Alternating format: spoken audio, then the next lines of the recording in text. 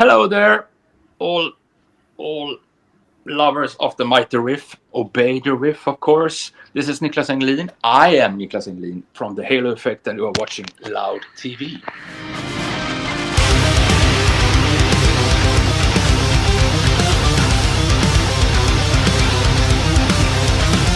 All right, guys, we are on Loud TV with Niclas.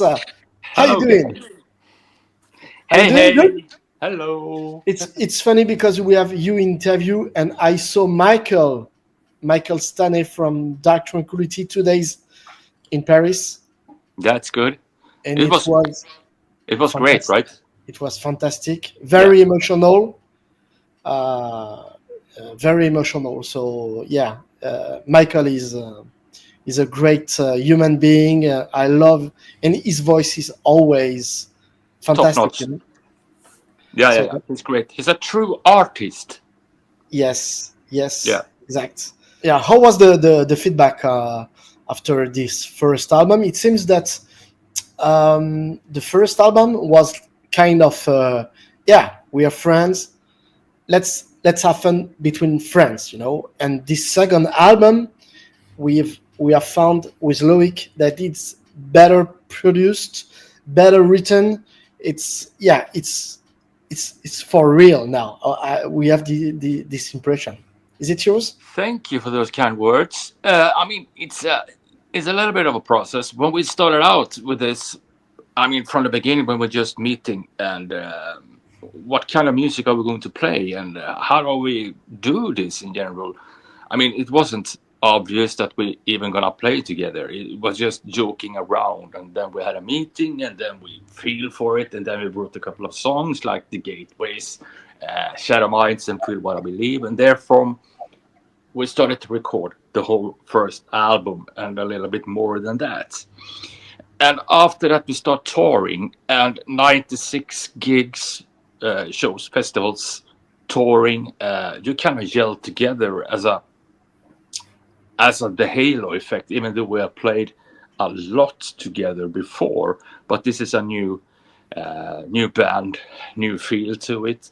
So yeah, I agree with you. This time around, um I think this is a boring word to say, but I feel that we have matured as a band and as a unit with this new album, March of the Unheard. We did the same with the second album when we wrote music or write music for albums.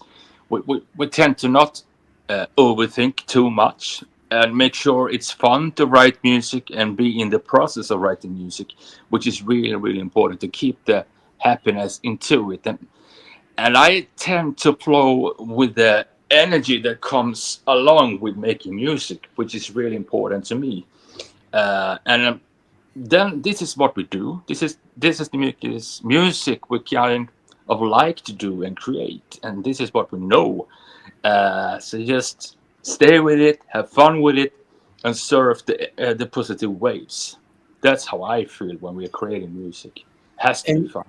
we can feel, the whole vibe, the Swedish vibe, with your riffs and Jesper riffs. It's like I can remember my first In Flames show with Arch Enemy at that time, in the late 90s. And Yeah, we can feel the spirit of that time, which is amazing. It's like yeah, that's fun. Back to the Future. Yeah. Seems that this album was recorded for a while, right?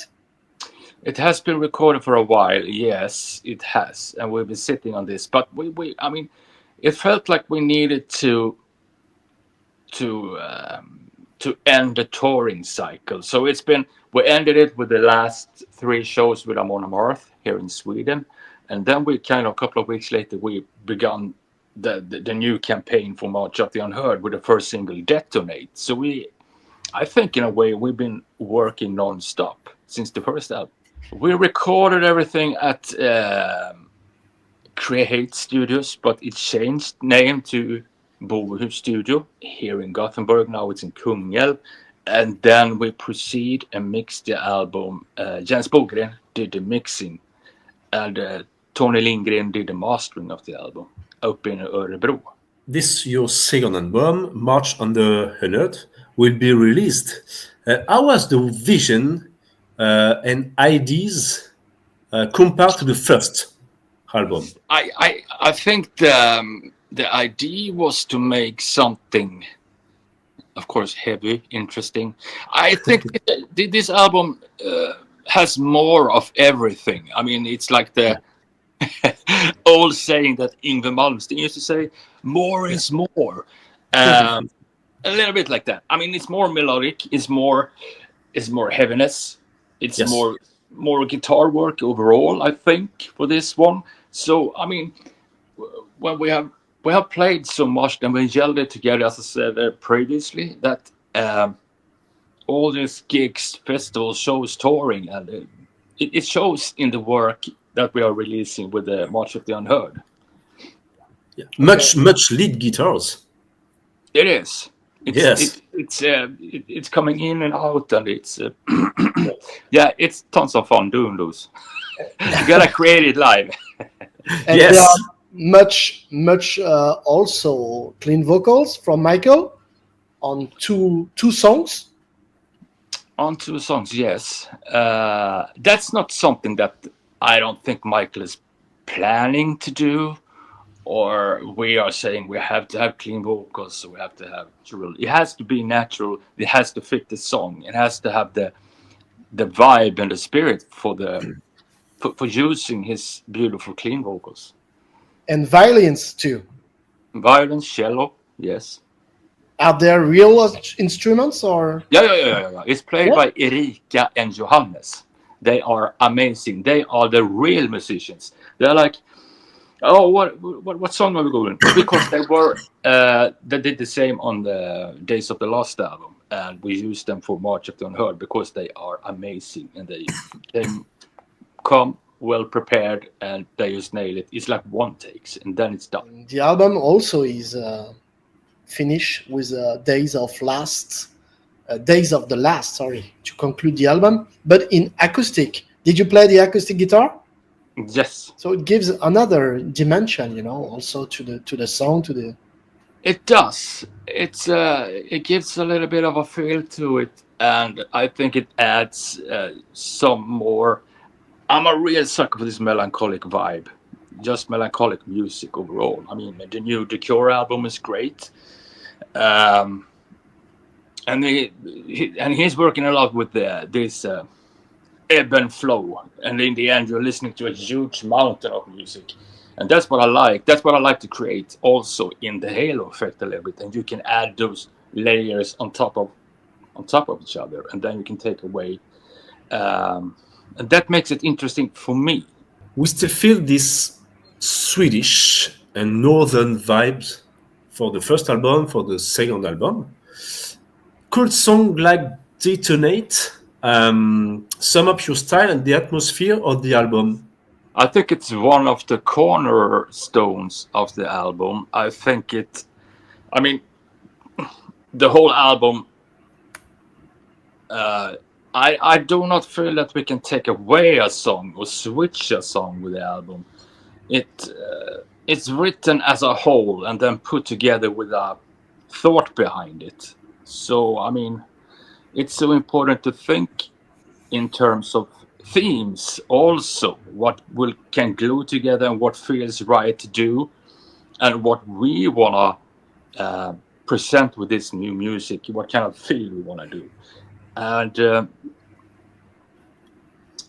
that's also one thing that makes it interesting to actually be in the mood of creating music or magic. What about you wanted to Loic to talk about the lyrics of the album or the topics and I mean, Michael, as we spoke about earlier, Michael is a true artist. He's a poet, and he's fantastic with lyrics. And it can be a little bit frustrating for us because it can be in the studio, put it on vocals, and it sounds, yes, shoulder of death, and it just have this feel, everything just, and then it just stops. No, computer says no. I can't do it. Wrong line, wrong word, or anything. I need to go home. What? You can't stop now? Yes, I need to go home. See you tomorrow. I know. All right, then if it feels like you have to do that, then you have to do that. So I think this is a question for Michael, but March of the Unheard is mainly about the people in our society who don't necessarily have a voice to be heard, and that's important to give them a voice. And another fantastic band is Angle. Engel, yes, Yeah, yes, thank you, that you thank you. created, and it Yeah. seems that there is no actuality nor nothing about Engel, right? No, not at the moment. I would love to do another album with Engel. That would rule, and we would have tons of fun doing it. But I think at the moment, as of now, we are quite busy. I'm doing the Halo Effect, and Michael is doing Amaranth, and I think Marcus is doing The Crown, The Crown. Syra, Ronnie Atkins. I mean, he's a popular guy. And you will be on tour in January Yes. with an old guy that you know very well, Peter. Yes, the Spain. master. the, Yes, the boss, the monster. The boss. Yeah. The the boss. master. He's great. He's awesome. And you will tour also with Blood Red Hourglass. So Yep. it's great that you have you on tour as a headlining show, right? Yep. Yes. That's gonna be tons of fun. I mean, come on, hanging out with Peter and Payne and make new friends in Blood Our Red Glass. That will be tons of fun for sure. Will Patrick Jensen Yes. will be on stage? Yes. Patrick. Master Patrick will be on stage. Yes, he will. Headbanging and showing, throwing spells. So Jesper is still only in the music influence and only studio. Yes, he is. He needs to be at home and take good care of himself.